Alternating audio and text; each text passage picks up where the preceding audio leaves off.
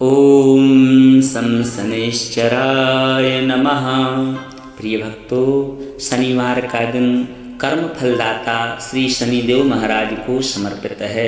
आज के दिन जो भी भक्त शनिदेव महाराज का पूजन करता है या फिर उनके मंत्रों अथवा स्तोत्रों का जप करता है या पाठ करता है, उसके ऊपर श्री शनिदेव महाराज की विशेष कृपा होती है। उसे अढ़ैया एवं साढ़े साती से सहजता से मुक्ति प्राप्त हो जाती है। आज शनिवार के दिन ही सिर्फ 2 मिनट सुन लेना, यह मंत्र आपका शत्रु उल्टा हो जाएगा। जी हाँ प्रिय भक्तों, यदि आप भी अपने शत्रु या दुश्मन से हद से ज़्यादा तंग आ चुके हैं, आपका शत्रु या दुश्मन आपको बार बार परेशान करता है, वह तंग करता है, आपकी जरा जरा सी खुशियों से वह जलता है और चिड़चिड़ाता है, और आप बंदोबस्त करा करा करके चारों तरफ से थक चुके हैं, आपको कहीं भी कोई रास्ता नज़र नहीं आ रहा है, तब यह मंत्र आपके लिए बहुत ही ज़्यादा लाभदायक है। जी हाँ प्रिय भक्तों, क्योंकि आज शनिवार का दिन श्री शनि भगवान का सबसे प्रिय और पावन दिन है। इस दिन जो भी भक्त सच्ची श्रद्धा और भक्ति के साथ में, प्रेम के साथ में शनिदेव भगवान के इस मंत्र का उच्चारण करता है या ऐसे केवल श्रवण मात्र कर लेता है 108 बार, तो शनिदेव महाराज उसके सारे कष्टों का अंत कर देते हैं, उसके जीवन में अपार खुशियाँ दे देते हैं। जी हाँ प्रिय भक्तों, और जो भी श्री शनिदेव भगवान के अनन्य भक्त हैं, उनकी पूजा अर्चना और सच्ची श्रद्धा और प्रेम के साथ में करते हैं, उनको यदि शत्रु परेशान करता है, तब शनिदेव भगवान उसके ऊपर शनि अढ़ैया, शनि साढ़े साती, शनि की कुदृष्टि डलवा कर उस शत्रु का नाश कर देते हैं और अंत में उसकी मृत्यु हो जाती है। जी हाँ प्रिय भक्तों, तो इसलिए इस मंत्र को आप श्रद्धा और भक्ति के साथ में पूरा अवश्य श्रवण करें, अधूरा बिल्कुल भी ना छोड़ें, अन्यथा आपको इस मंत्र का लाभ प्राप्त नहीं होगा। जो भी भक्त आज के दिन प्रातः स्नान करके पूजा अर्चना करने के बाद एक तेल के दीपक में काले तिल या काले उड़द डाल करके शनिदेव भगवान के लिए पीपल के वृक्ष पर ले जा करके उस दीपक को प्रज्वलित करते हैं, तो शनिदेव भगवान उससे अति प्रसन्न होकर उसको मनवांछित वरदान देते हैं। जी हाँ भक्तों, क्योंकि शनिवार का दिन श्री शनिदेव भगवान का और पीपल के वृक्ष पर सबसे ज़्यादा मान्यता है कि शनिदेव महाराज को पीपल के वृक्ष के नीचे बढ़िया सुंदर दीपक प्रज्वलित करें। भगवान का और पीपल के वृक्ष पर सबसे ज़्यादा मान्यता है, तो इसी तरह मंत्रों की जानकारी पाने के लिए हमारे चैनल को सब्सक्राइब करें। वीडियो यदि पसंद आए तो दिल से लाइक करें और इस वीडियो को ज़्यादा से ज़्यादा शेयर करें, ताकि अधिक से अधिक भक्तों के लिए इस महामंत्र का लाभ प्राप्त हो सके। तो आइए इस महामंत्र को श्रवण करते हैं। ओम नीलांजन समाभासं रविपुत्रं यमाग्रजं छायामार्तंड संभूतं तं नमामि शनैश्चरम्। ओम नीलांजन समाभासं रविपुत्रं यमाग्रजं छायामार्तंड संभूतं तं नमामि शनैश्चरम्। नीलांजन समाभासं रविपुत्रं यमाग्रजं छायामार्तंड संभूतं तं नमामि शनैश्चरम्। ओम नीलांजन समाभासं रविपुत्रं यमाग्रजं छायामार्तंड संभूतं तं नमामि शनैश्चरम्। ओम नीलांजन समाभासं रविपुत्रं यमाग्रजं छायामार्तंड संभूतं तं नमामि शनैश्चरम्। ॐ नीलाञ्जनसमाभासं रविपुत्रं यमाग्रजं छायामार्तण्डसम्भूतं तं नमामि शनैश्चरम्। ॐ नीलाञ्जनसमाभासं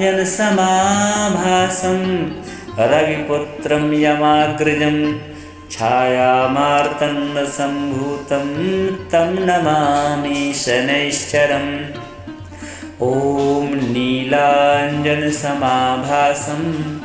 रविपुत्रं यमाग्रजं छायामार्तण्डसम्भूतं तं नमामि शनैश्चरम्। ॐ नीलाञ्जनसमाभासं रविपुत्रं यमाग्रजं छायामार्तण्डसम्भूतं तं नमामि शनैश्चरम्। ॐ नीलाञ्जनसमाभासं रविपुत्रं यमाग्रजं छायामार्तण्डसम्भूतं तं नमामि शनैश्चरम्। ॐ नीलाञ्जनसमाभासं रविपुत्रं यमाग्रजं छायामार्तण्डसम्भूतं तं नमामि शनैश्चरम्। नीलाञ्जनसमाभासं रविपुत्रं यमाग्रजं छायामार्तण्डसम्भूतं तं नमामि शनैश्चरम्। ॐ नीलाञ्जनसमाभासं रविपुत्रं यमाग्रजं छायामार्तण्डसम्भूतं तं नमामि शनैश्चरम्। ॐ नीलाञ्जनसमाभासं रविपुत्रं यमाग्रजं छायामार्तण्डसम्भूतं तं नमामि शनैश्चरम्। ॐ नीलाञ्जनसमाभासं रविपुत्रं यमाग्रजं छायामार्तण्डसम्भूतं तं नमामि शनैश्चरम्। ॐ नीलाञ्जनसमाभासं रविपुत्रं यमाग्रजं छायामार्तण्डसम्भूतं तं नमामि शनैश्चरम्। नीलाञ्जनसमाभासं रविपुत्रं यमाग्रजं छायामार्तण्डसम्भूतं तं नमामि शनैश्चरम्। ॐ नीलाञ्जनसमाभासं रविपुत्रं यमाग्रजं छायामार्तण्डसम्भूतं तं नमामि शनैश्चरम्। ॐ नीलाञ्जनसमाभासं रविपुत्रं यमाग्रजं छायामार्तण्डसम्भूतं तं नमामि शनैश्चरम्। ॐ नीलाञ्जनसमाभासं रविपुत्रं यमाग्रजं छायामार्तण्डसम्भूतं तं नमामि शनैश्चरम्। ॐ नीलाञ्जनसमाभासं रविपुत्रं यमाग्रजं छायामार्तण्डसम्भूतं तं नमामि शनैश्चरम्। ॐ नीलाञ्जनसमाभासं रविपुत्रं यमाग्रजं छायामार्तण्डसम्भूतं तं नमामि शनैश्चरम्। ॐ नीलाञ्जनसमाभासं रविपुत्रं यमाग्रजं छायामार्तण्डसम्भूतं तं नमामि शनैश्चरम्। ॐ नीलाञ्जनसमाभासं रविपुत्रं यमाग्रजं छायामार्तण्डसम्भूतं तं नमामि शनैश्चरम्। ॐ नीलाञ्जनसमाभासं रविपुत्रं यमाग्रजं छायामार्तण्डसम्भूतं तं नमामि शनैश्चरम्। नीलाञ्जनसमाभासं रविपुत्रं यमाग्रजं छायामार्तण्डसम्भूतं तं नमामि शनैश्चरम्। ॐ नीलाञ्जनसमाभासं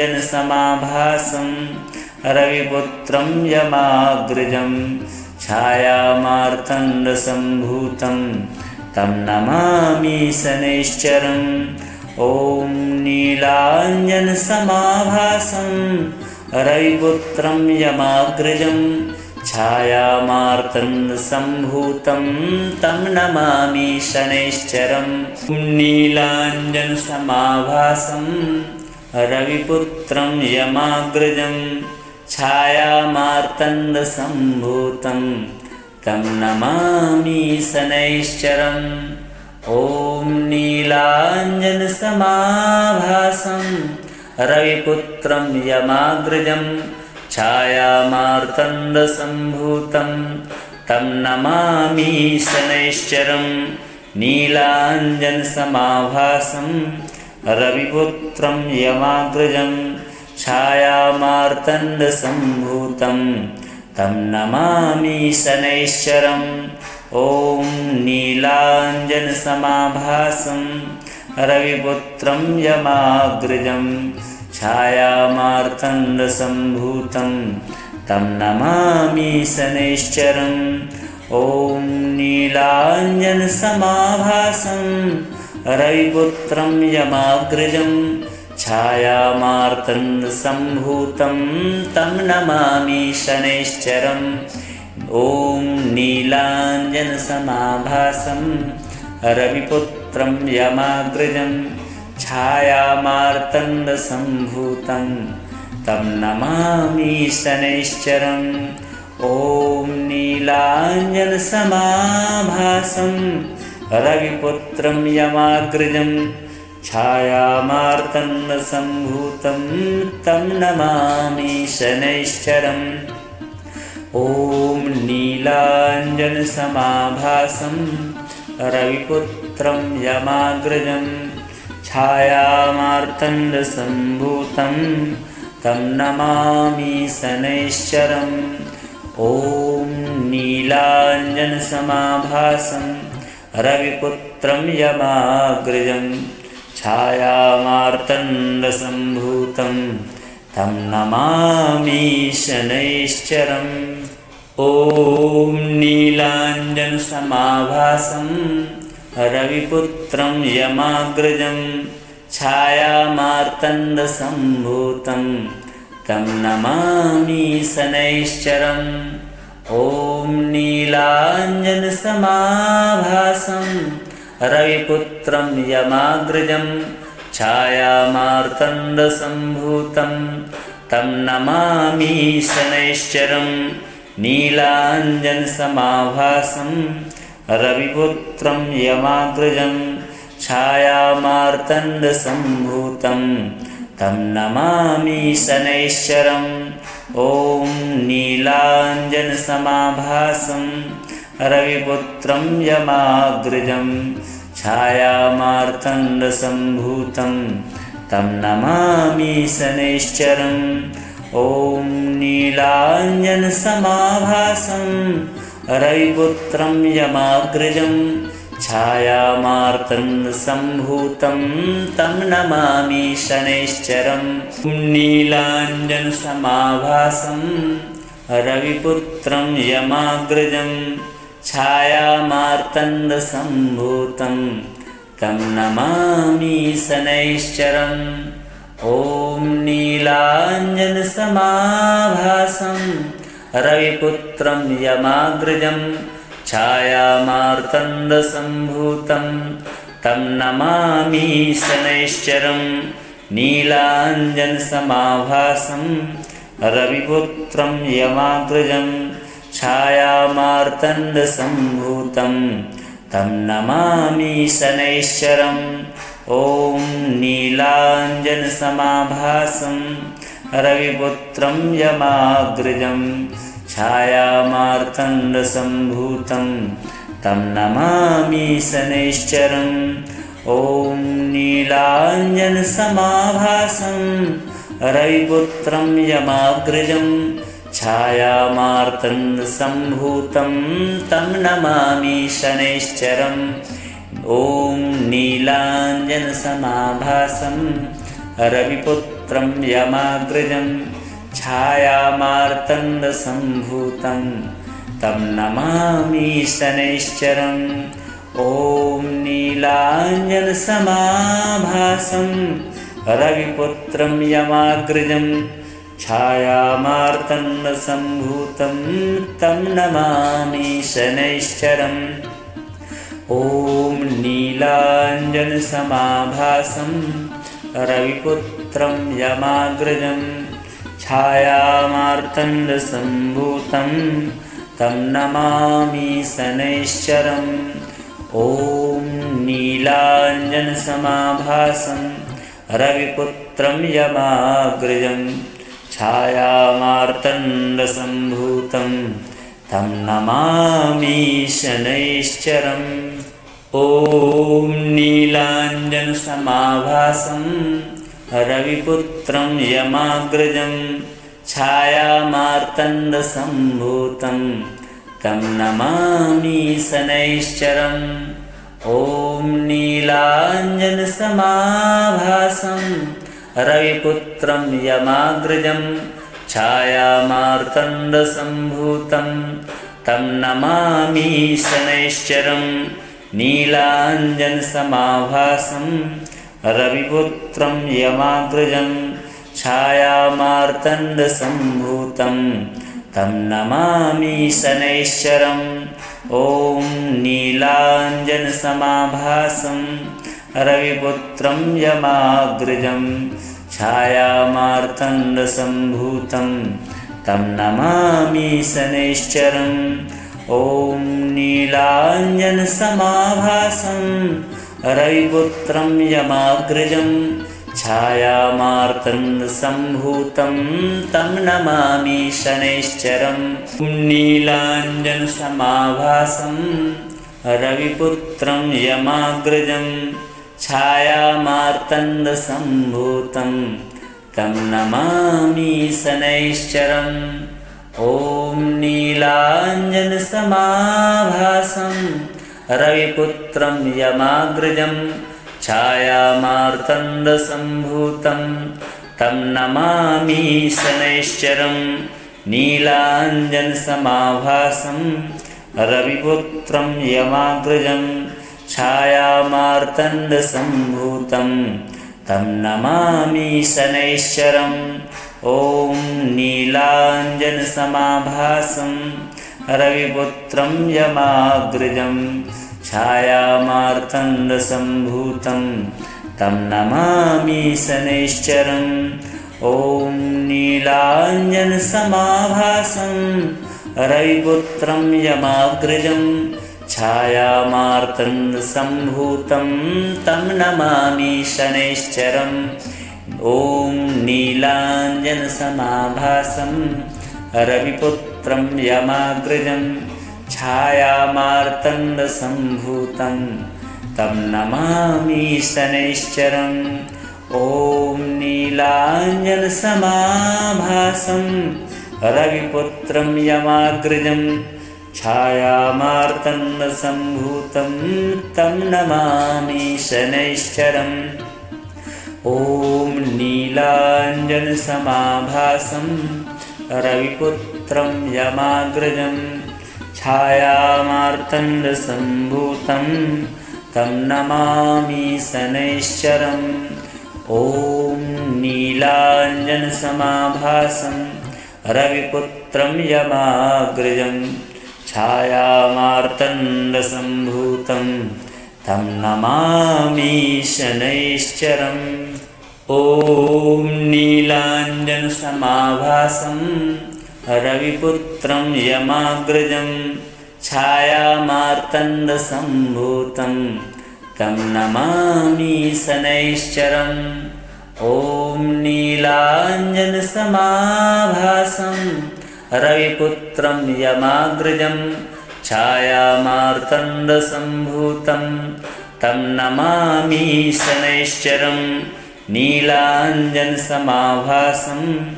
रविपुत्रं यमाग्रजं छायामार्तण्डसम्भूतं तं नमामि शनैश्चरम्। ॐ नीलाञ्जनसमाभासं रविपुत्रं यमाग्रजं छायामार्तण्डसम्भूतं तं नमामि शनैश्चरम्। ॐ नीलाञ्जनसमाभासं रविपुत्रं यमाग्रजं छायामार्तण्डसम्भूतं तं नमामि शनैश्चरम्। नीलाञ्जनसमाभासं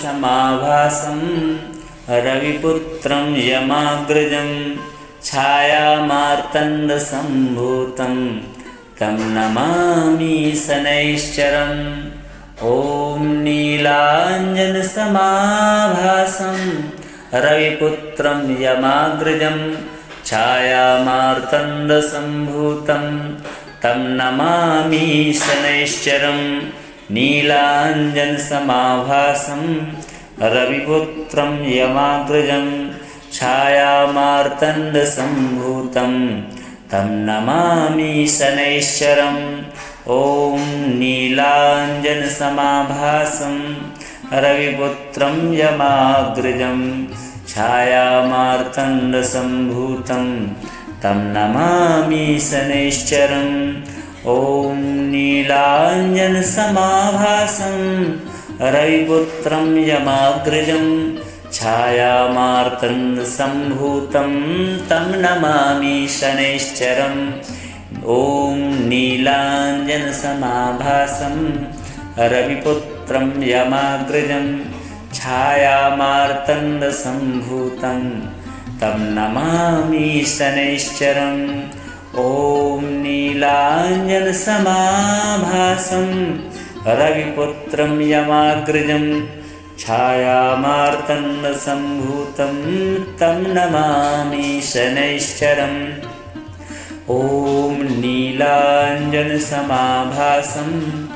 रविपुत्रं यमाग्रजं छायामार्तण्डसम्भूतं तं नमामि शनैश्चरम्।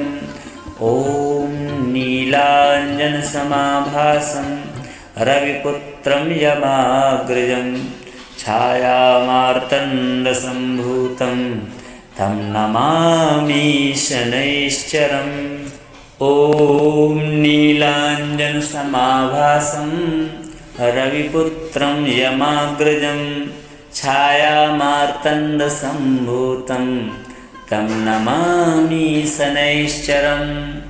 ॐ नीलाञ्जनसमाभासं रविपुत्रं यमाग्रजं छायामार्तण्डसम्भूतं तं नमामि शनैश्चरम्। नीलाञ्जनसमाभासं रविपुत्रं यमाग्रजं छायामार्तण्डसम्भूतं तं नमामि शनैश्चरम्। ॐ नीलाञ्जनसमाभासं रविपुत्रं यमाग्रजं छायामार्तण्डसम्भूतं तं नमामि शनैश्चरम्। ॐ नीलाञ्जनसमाभासं रविपुत्रं यमाग्रजं छायामार्तण्डसम्भूतं तं नमामि शनैश्चरम्। नीलाञ्जनसमाभासं रविपुत्रं यमाग्रजं छायामार्तण्डसम्भूतं तं नमामि शनैश्चरम्। ॐ नीलाञ्जनसमाभासं रविपुत्रं यमाग्रजं छायामार्तण्डसम्भूतं तं नमामि शनैश्चरम्। नीलाञ्जनसमाभासं रविपुत्रं यमाग्रजं छायामार्तण्डसम्भूतं तं नमामि शनैश्चरम्। ॐ नीलाञ्जनसमाभासं रविपुत्रं यमाग्रजं छायामार्तण्डसम्भूतं तं नमामि शनैश्चरम्। ॐ नीलाञ्जनसमाभासं रविपुत्रं यमाग्रजं छायामार्तण्डसम्भूतं तं नमामि शनैश्चरम्। ॐ नीलाञ्जनसमाभासं रविपुत्रं यमाग्रजं छायामार्तण्डसम्भूतं तं नमामि शनैश्चरम्। ॐ नीलाञ्जनसमाभासं रविपुत्रं यमाग्रजं छायामार्तण्डसम्भूतं तं नमामि शनैश्चरम्। ॐ नीलाञ्जनसमाभासं रविपुत्रं यमाग्रजं छायामार्तण्डसम्भूतं तं नमामि शनैश्चरम्। ॐ नीलाञ्जनसमाभासं रविपुत्रं यमाग्रजं छायामार्तण्डसम्भूतं तं नमामि शनैश्चरम्। ॐ नीलाञ्जनसमाभासं रविपुत्रं यमाग्रजं छायामार्तण्डसम्भूतं तं नमामि शनैश्चरम्। ॐ नीलाञ्जनसमाभासं रविपुत्रं यमाग्रजं छायामार्तण्डसम्भूतं तं नमामि शनैश्चरम्। नीलाञ्जनसमाभासं रविपुत्रं यमाग्रजं छायामार्तण्डसम्भूतं तं नमामि शनैश्चरम्। ॐ नीलाञ्जनसमाभासं रविपुत्रं यमाग्रजं छायामार्तण्डसम्भूतं तं नमामि शनैश्चरम्। ॐ नीलाञ्जनसमाभासं रविपुत्रं यमाग्रजं छायामार्तण्डसम्भूतं तं नमामि शनैश्चरम्। नीलाञ्जनसमाभासं रविपुत्रं यमाग्रजं छायामार्तण्डसम्भूतं तं नमामि शनैश्चरम्। ॐ नीलाञ्जनसमाभासं रविपुत्रं यमाग्रजं छायामार्तण्डसम्भूतं तं नमामि शनैश्चरम्। नीलाञ्जनसमाभासं रविपुत्रं यमाग्रजं छायामार्तण्डसम्भूतं तं नमामि शनैश्चरम्। ॐ नीलाञ्जनसमाभासं रविपुत्रं यमाग्रजं छायामार्तण्डसम्भूतं तं नमामि शनैश्चरम्। ॐ नीलाञ्जनसमाभासं रविपुत्रं यमाग्रजं छायामार्तण्डसम्भूतं तं नमामि शनैश्चरम्। ॐ नीलाञ्जनसमाभासं रविपुत्रं यमाग्रजं छायामार्तण्डसम्भूतं तं नमामि शनैश्चरम्। ॐ नीलाञ्जनसमाभासं रविपुत्रं यमाग्रजं छायामार्तण्डसम्भूतं तं नमामि शनैश्चरम्। ॐ नीलाञ्जनसमाभासं रविपुत्रं यमाग्रजं छायामार्तण्डसम्भूतं तं नमामि शनैश्चरम्। ॐ नीलाञ्जनसमाभासं रविपुत्रं यमाग्रजं छायामार्तण्डसम्भूतं तं नमामि शनैश्चरम्। ॐ नीलाञ्जनसमाभासं रविपुत्रं यमाग्रजं छायामार्तण्डसम्भूतं तं नमामि शनैश्चरम्।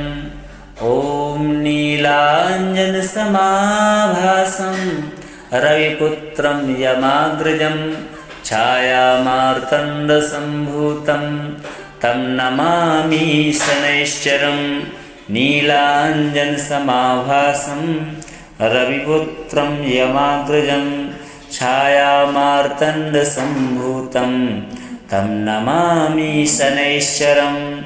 ॐ नीलाञ्जनसमाभासं रविपुत्रं यमाग्रजं छायामार्तण्डसम्भूतं तं नमामि शनैश्चरम्।